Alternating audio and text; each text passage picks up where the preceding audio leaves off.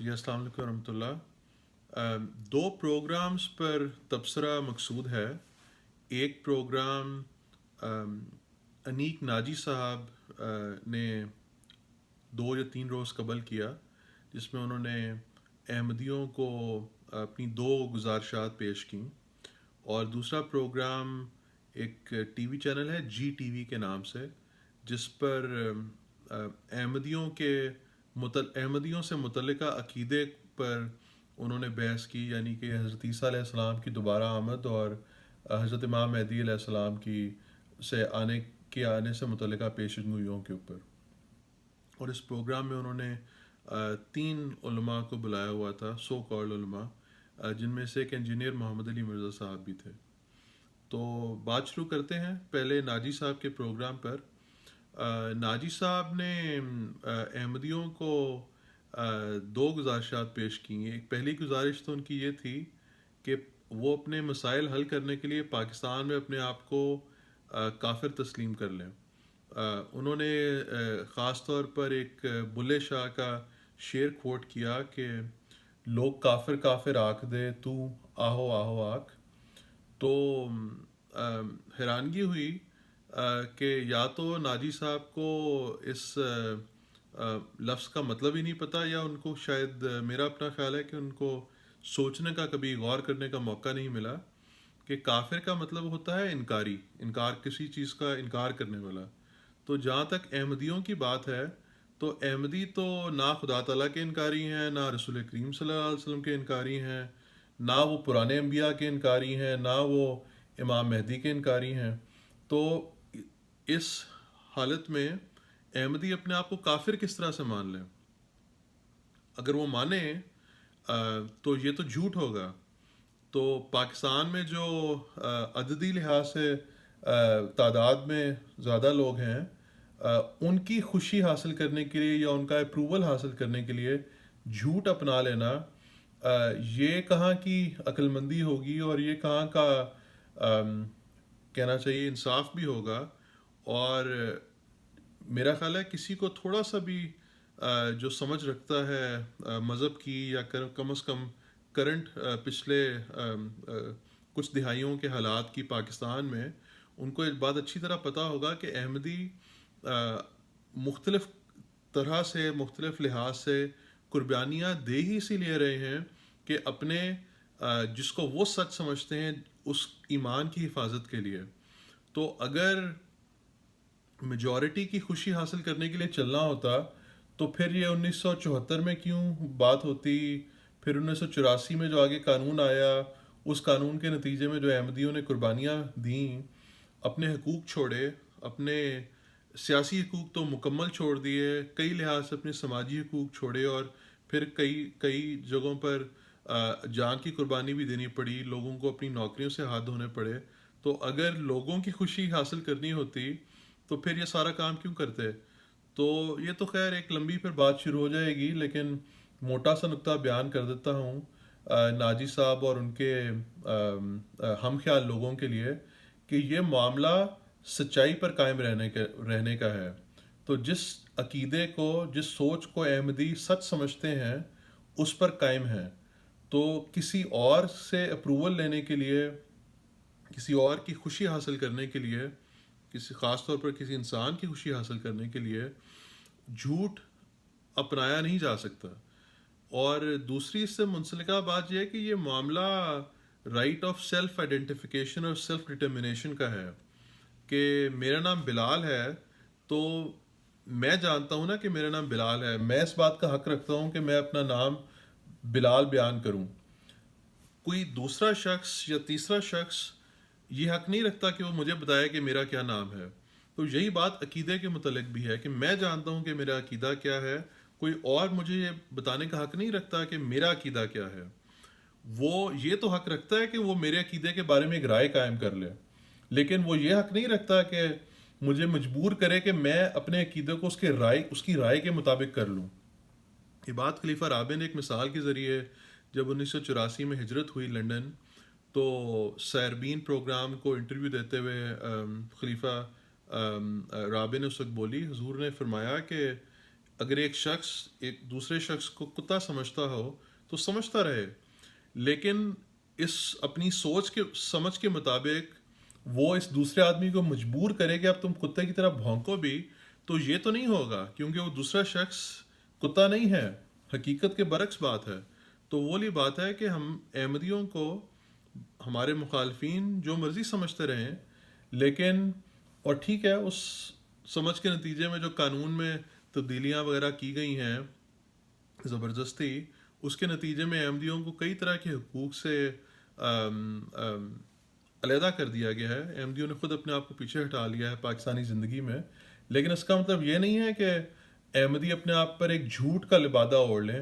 ٹھیک ہے، ناجی صاحب یا اس طرح ان کے اور جہاں سے بھی ان کو یہ سوچ آئی، یہ خیال آیا، ان لوگوں کا یہ زندگی گزارنے کا طریقہ ہوگا، لیکن یہ احمدیوں کا نہیں ہے۔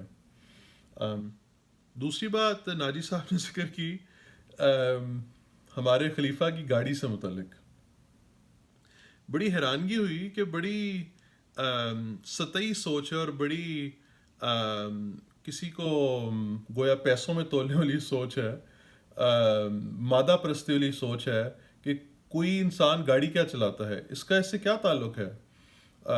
خاص طور پہ جو مذہبی رہنما ہوا کرتے ہیں یا مذہبی تنظیمیں ہوا کرتی ہیں، ان کی جو ایگزسٹنس ہے وہ تو ایک نظریے کے بنیاد پر، نظریے سے چمٹے رہنے پر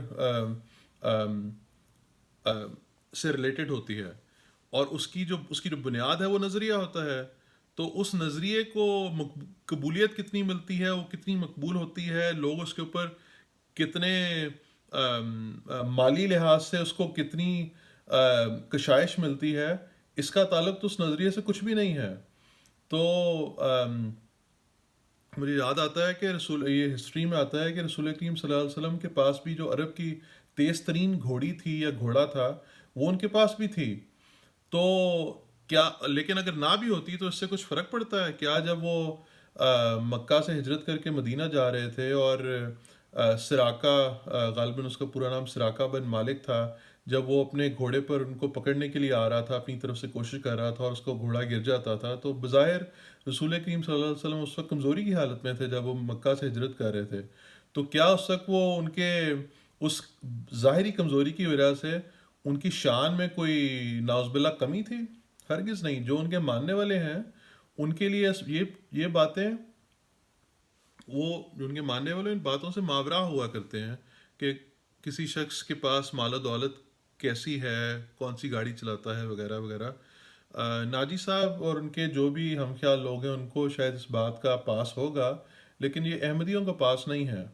اور جہاں تک بات ہے چندوں کی، تو جو احمدی ہیں وہ مما رزقناہم ینفقون کے تحت اللہ تعالیٰ کی راہ میں جو خرچ کرتے ہیں، اور وہ اپنی خوشی سے خرچ کرتے ہیں۔ یہ کوئی ٹیکس نہیں ہے کسی حکومت کا کہ عوام خوش ہوں یا نہ خوش ہوں ان سے ٹیکس ضرور لیا جائے گا۔ اس طرح پاکستان میں لوگوں سے ٹیکس اکٹھا کرنے کی کوششیں حکومت کر رہی ہے اور لوگ نہیں دینا چاہتے۔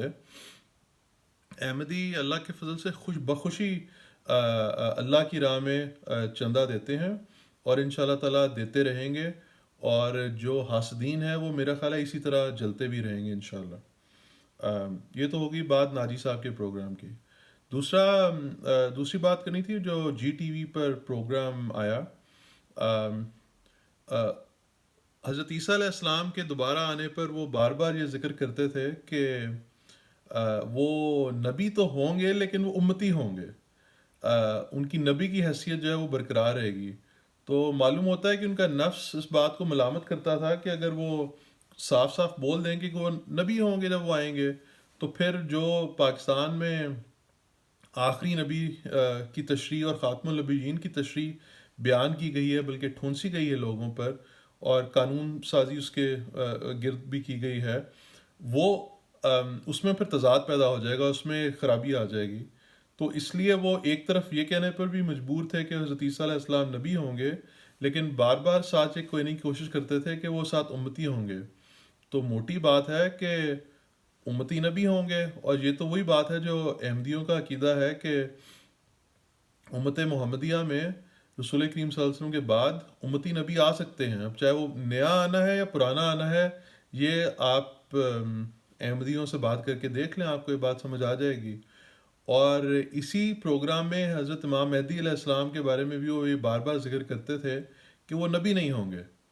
تو یہ بھی معلوم ہوتا ہے کہ ان کا نفس ان کو ملامت کرتا تھا اس بارے میں کہ ایک آدمی ہے جس کو خدا تعالیٰ نے امام بنایا ہے، اور اس کو ماننا ضروری ہے. بلکہ یہاں تک اس پروگرام میں ذکر کیا انہوں نے کسی حدیث کے تناظر میں کہ حضرت عیسیٰ علیہ السلام حضرت امام مہدی علیہ السلام کی اقتداء میں نماز پڑھیں گے.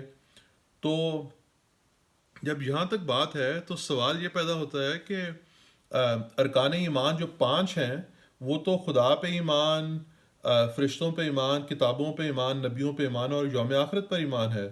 تو ان 5 چیزوں میں سے، 5 کیٹیگریز میں سے آپ حضرت امام مہدی علیہ السلام کو کہاں فٹ کریں گے؟ نعوذ باللہ خدا ہے، نعوذ باللہ کیا وہ فرشتے ہیں؟ کیا فرشتوں میں سے ہیں؟ کیا وہ کتابوں میں سے ہیں؟ ظاہر سی بات ہے کہ وہ انسان ہیں. تو اور انسان ہیں تو وہ صرف ایک ہی کیٹیگری میں فٹ ہو سکتے ہیں جو نبیوں کی کیٹیگری ہے. تو امام مہدی علیہ السلام کا جو رتبہ ہے وہ دراصل امتی نبی کا ہے. اور یہی جماعت احمدیہ کا عقیدہ ہے کہ حضرت امام مہدی علیہ السلام جو ہم حضرت مرزا غلام احمد قادیانی کو مانتے ہیں، وہ امتی نبی کے ہیں، وہ امتی نبی کی حیثیت رکھتے ہیں. اللہ تعالیٰ نے ان کو رسول کریم صلی اللہ علیہ وسلم کی غلامی میں نبوت عطا کی ہے اسلام کے اندر. تو یہ پروگرام میں جو اشخاص آئے ہوئے تھے، احباب آئے ہوئے تھے بات کرنے کے لیے، معلوم ہوتا ہے کہ ان کو یہ بات اچھی طرح اندازہ تھا کہ وہ جو بات کر رہے ہیں اس کا احمدیت سے کیا تعلق ہے. کیونکہ وہ جب بھی وہ بات کرتے تھے امام مہدی کی، تو ساتھ یہ بھی بولنے کی، بتانے کی کوشش کرتے تھے کہ وہ نبی نہیں ہوں گے. حالانکہ اگر وہ نبی نہیں ہوں گے تو پھر ان کو ماننا کیوں ضروری ہوگا؟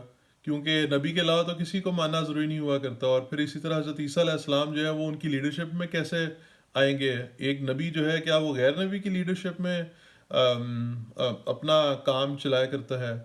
تو یہ باتیں متضاد ہو جاتی ہیں اصل میں.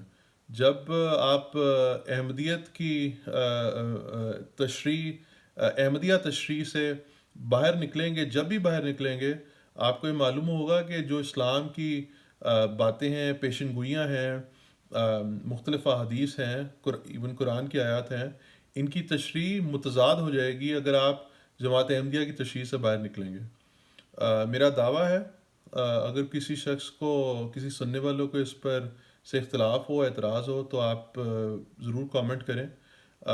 اگر آپ ولنگ ہے تو میں آپ سے بات کرنے کے لیے، آپ کو پروگرام پہ لینے کے لیے تیار ہوں.